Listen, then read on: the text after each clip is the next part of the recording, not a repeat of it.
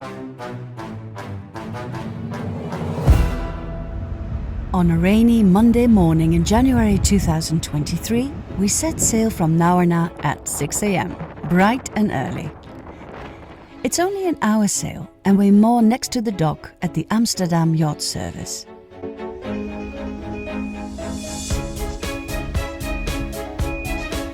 Do we have a problem with the Willem Johannes? No, not particularly.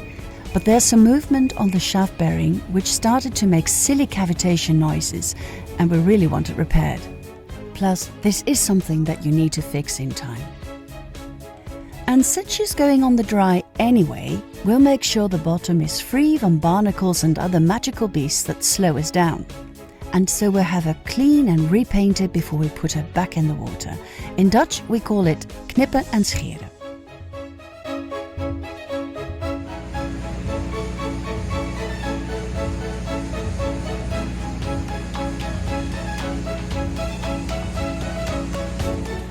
I can assure you that the hauling out always elevates our heart rates.